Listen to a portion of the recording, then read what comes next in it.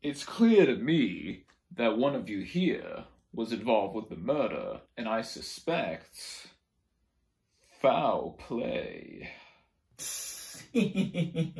What? Foul play? What is this? CSI KFC? You saying every one of us here is a chicken?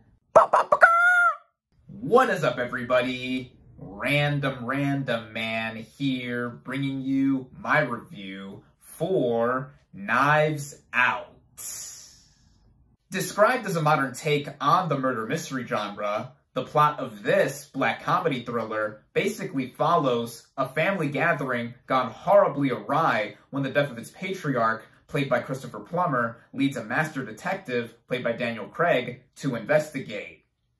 Going into this movie, I was highly anticipating it. This was one of my most anticipated films of 2019 for a myriad of reasons, one of which being its writer and director, Rian Johnson, who is known for his smaller and earlier work and having directed 3 episodes of Breaking Bad, one of which, Ozymandias, is my favorite of the entire series, and most famously and recently having directed Star Wars The Last Jedi, which has been a bit divisive among fans, to say the least. I, for one, personally fall into the camp that loves this film. Out of all of the Disney-produced Star Wars movies that we've gotten recently, this has been my favorite for all of the bold filmmaking decisions and it evolving the franchise further, at least in my opinion. But now we have Johnson's latest film, which is his tribute to all the things he loves about murder mysteries, specifically those written by Agatha Christie, and it has a stacked ensemble here. I like just about everyone here in this cast, and hearing a bunch of the critical acclaim this movie got out of its Toronto International Film Festival premiere a month ago, I got even more excited.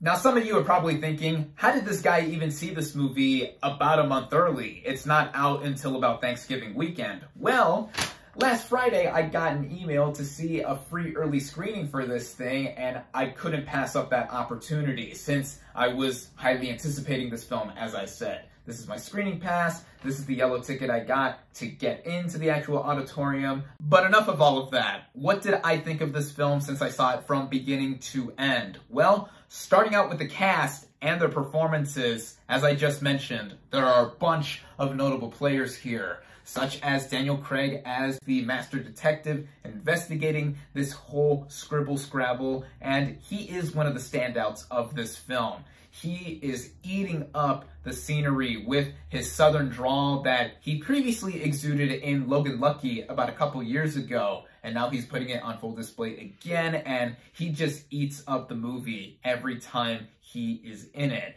And then there's also Chris Evans as the really stuck-up grandson of the patriarch of the family. And yeah, seeing this guy play a douche, which he hasn't played in a while, the kind of jock persona, but of course this guy's a grown man and he's living off of all of the big bucks that this family has been making for years and years and years. Evans really does fit the bill for this kind of role. Then we have Ana de Armas, who I think is the biggest standout breakout player of this film. She is, for all points of purpose, the main character of this film. As the movie follows her throughout, and without giving anything away, she is someone that has the most to do here. And I think that this is going to make her a star. I already loved her in Blade Runner 2049 from a couple years ago, and between this, the next James Bond film, who coincidentally is also starring Daniel Craig, of course, in that lead role, and her playing Marilyn Monroe in the upcoming movie Blonde, yeah, she is going to be a big star. Then there's a bunch of the rest of the cast here, and even though they all have varying amounts of screen times and purposes with their characters, Everyone here, I think, is simply great. Jamie Lee Curtis as the oldest daughter of Christopher Plummer's character, Michael Shannon as the youngest son, Don Johnson as the husband to Jamie Lee Curtis's character, Toni Collette as the daughter-in-law to Christopher Plummer's character, Lakeith Stanfield as the detective lieutenant with Daniel Craig throughout all this, Catherine Langford as the daughter to Toni Collette's character, Jaden Martell as the son to Michael Shannon's character, and Christopher Plummer himself, always a class act in the relatively minimal screen time that he does have. But with everyone here at play, I think that everyone does an utterly fantastic job, but the biggest standout to me is Ana de Armas, with also honorable mentions going to Daniel Craig and Chris Evans.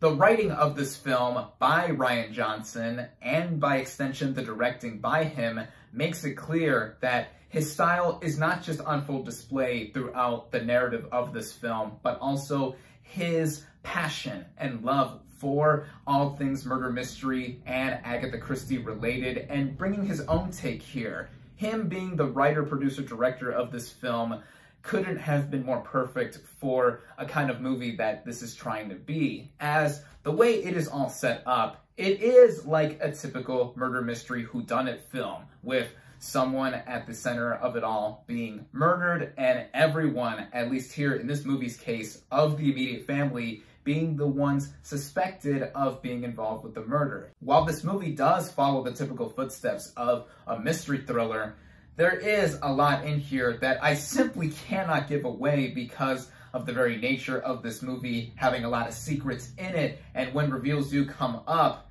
they make this movie unpredictably unconventional in the best way possible. If you thought you were gonna know how this movie was gonna play out from the very beginning, think again, as this film goes in different places that I didn't expect, but they were equal parts fun and all the more engaging, especially with the audience I was with. As I mentioned earlier, I saw this at a free early screening, and it was packed, and it was clear that the audience I was with was game to see what would happen with this film. They were just amazing, and they contributed to the overall enjoyment I had with the movie, and it also leads into some of the other strengths that the movie has in terms of its writing, and that goes in the way of the dialogue, the interactions between all of the members of this family. They're a pretty dysfunctional family, to say the least, and all of them snapping at each other and just throwing a bunch of insults. It's something so entertaining to watch. It also leads into the comedy of this film. I mentioned in my previous review for Dolomite Is My Name that that is a hilarious film, and it's one of the funniest movies I've seen all year so far. Knives Out takes the cake. It is the gold standard, in my opinion, for comedic value in film this year. This is by far the most hysterical movie I have seen in 2019. My audience and I were howling and cheering with laughter throughout this film, and it is again due in part to the unpredictability of this movie, just how the characters are set up and written, and the focus by Rian Johnson with his directing and how the narrative veers back and forth. It is consistently comedic in that regard, and with how astoundingly assembled the movie is with its cast, it simply fits right at home in it being a modern murder mystery. And that also goes into the technical merits of this film. The majority of this movie takes place at this gigantic manor, and it's straight out of a gothic horror film, even though this isn't a horror movie. It reminded me of the also intricate production design from Parasite, which, by the way, I saw for a second time a couple days ago, so quickly after my first viewing of it, with my dad for his first viewing, and he and I both agree. It's our favorite movie of 2019. He loved it like I did. Just want to throw that out there as well. Go see Parasite if you haven't already. It feels like a classic of the murder mystery genre in being set in this enormous mansion. And across the rest of the film, there are references to all things murder mystery too, as the patriarch played by Christopher Plummer is an author of a slew of famous crime novels, and there are jabs at stuff like Clue, other stuff like I mentioned in the intro, what is this? CSI KFC, as Chris Evans' character says here, adding on to the comedy. It's all shot with such a sophisticated sense of scope and framing with the cinematography, it cutting back and forth between characters' faces, a lot of close-ups here, and even how the action comes into play. This isn't a particularly violent movie, but when I mean the action of this film, I mean the sense of urgency that it has, the overall energy and vibe. It never dragged or skipped a beat. It was just about perfectly paced at 2 hours and 10 minutes, and it being an all-around fun feel, it supplements the pristine production design, the camera work, as I also mentioned, the music, which, fun fact, was done by Rian Johnson's cousin, Nathan Johnson. It's a score that felt very old school in the sense of it being like a retro murder mystery crime period story, but also very modern in keeping up the pace and keeping up the overall engrossing value that this movie has. All in all, I really couldn't get enough of this film as I was watching it. There is not a lot here that I could sense anybody dislike. And in terms of the issues that I would say I have with this film, there is just one. Just one that I felt kept it from being an absolute perfect masterpiece of a film.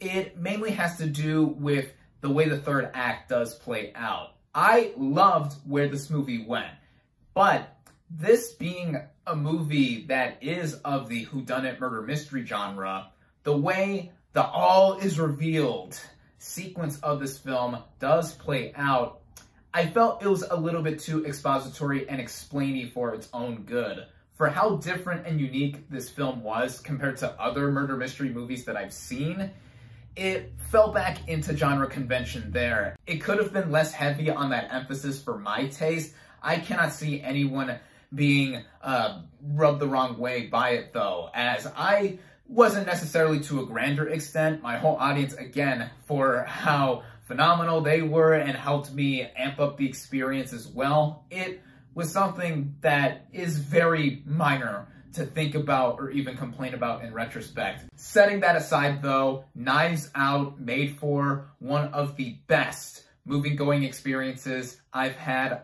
all year, and I'm not just referencing the fact that I got to see it for free and early, because I do intend to go back and see this movie in about a month when it is officially out, as I could see this being a real hit with audiences, and I want to see their reactions too, and I want to experience this marvelous murder mystery again for all of the big pros that I've said with it across this review. Rian Johnson keeps reinventing himself, or at least the genres that he is making with the filmography that he's had thus far, and with how he is able to helm this and just execute everything to such a knowledgeable and stylistic degree. He has quickly become one of my new favorite filmmakers as of late. If you were already excited to see this film on Thanksgiving weekend when it is officially released, be rest assured that the hype for this film is real. If you are also planning to see this film,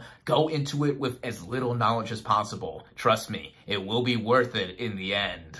If you didn't have much interest in this movie before seeing this review, if you are watching, or just seeing all the marketing and trailers for it, know that you'll get at least something out of it. As I said, I think this is the funniest movie I've seen all year, and you know where I'm going with this. It's now become one of my favorite movies of 2019 thus far. I love this film. I highly recommend it. My final verdict for Knives Out is 4.5 out of 5 stars.